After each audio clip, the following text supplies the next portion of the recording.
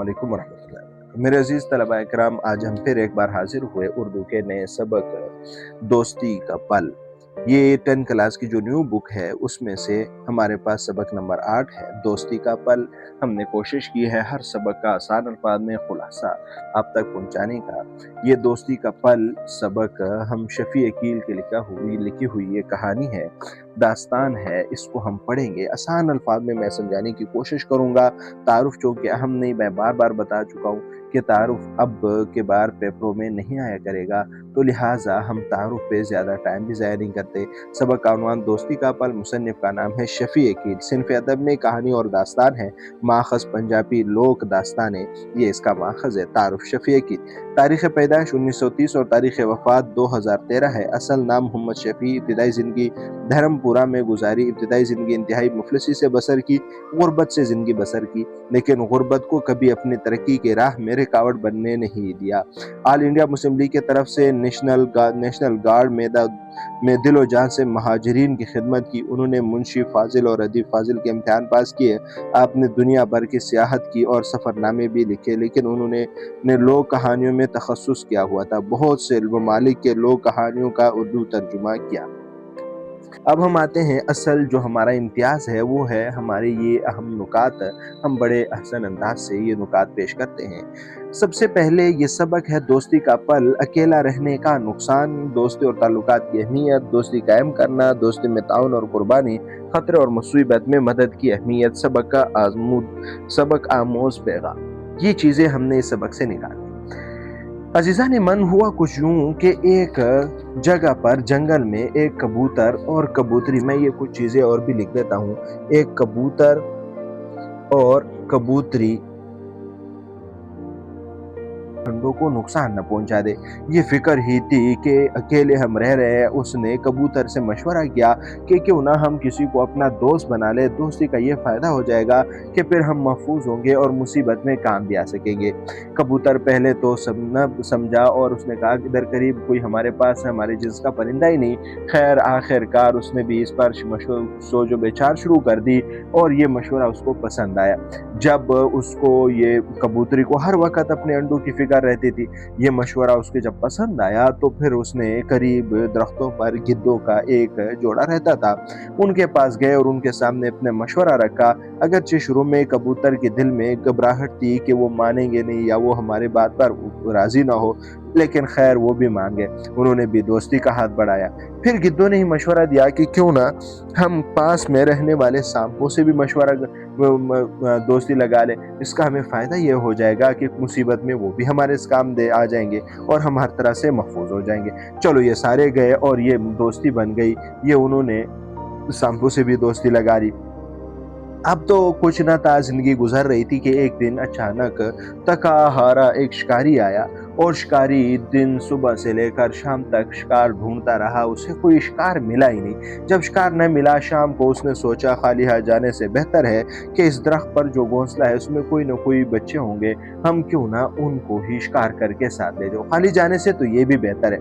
खैर उसने सोचा और वहाँ पर अंधेरा होने लगा था, हर तरफ से अंधेरा शुरू हो गया। वहां पर उसने थोड़ी सी आग, खुश्क लकड़ियां, घास वगैरह जमा करके आग जला ली।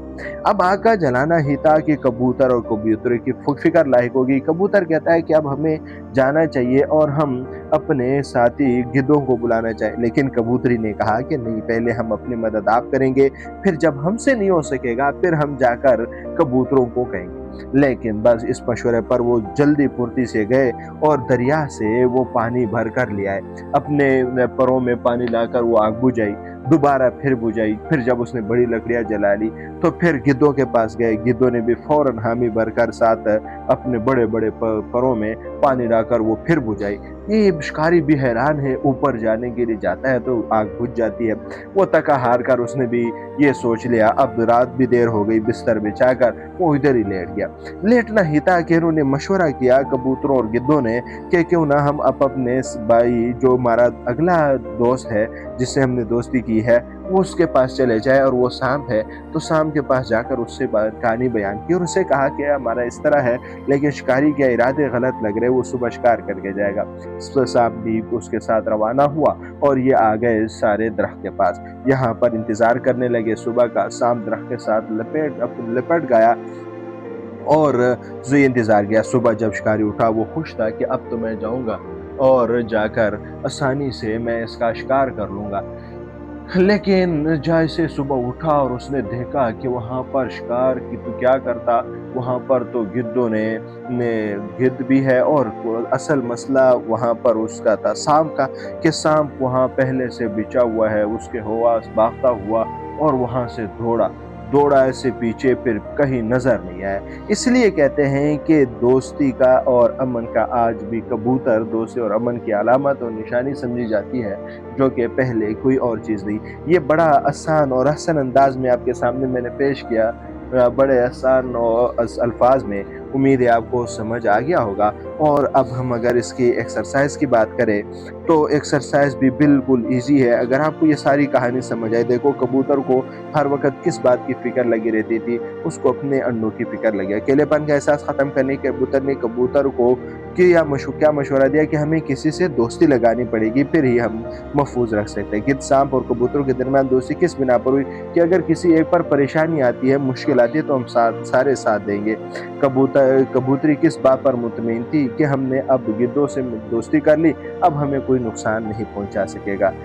शिकारी ने दरख्त पर चढ़ने के लिए क्या तदबीर इख्तियार की, वो आग जलाता और आग जलाने के बाद वो दरख्त पर चढ़ने की कोशिश करता। कबूतर और उसके दोस्तों ने किस तरह शिकारी का मंसूबा खाक में मिला दिया। वो पहले तो आग बुझाते रहे, फिर उसके बाद उन्होंने जब सांप को बुलाया, सांप लपेट गया दरख्त से, और इस तरह उन्होंने इसके सारे खाक को इरादे को खाक में मिला दिया और वो पीछे भाग गया, जो कि कभी नजर नहीं आया।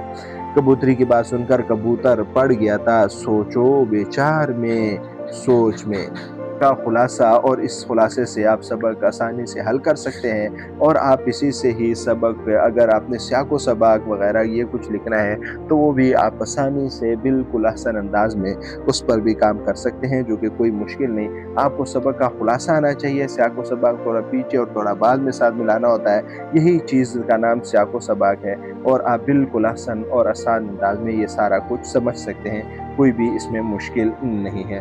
वाखिर दावाना अनिल हम्दुलिल्लाहि रब्बिल आलमीन। जज़ाकल्लाहु अहसन।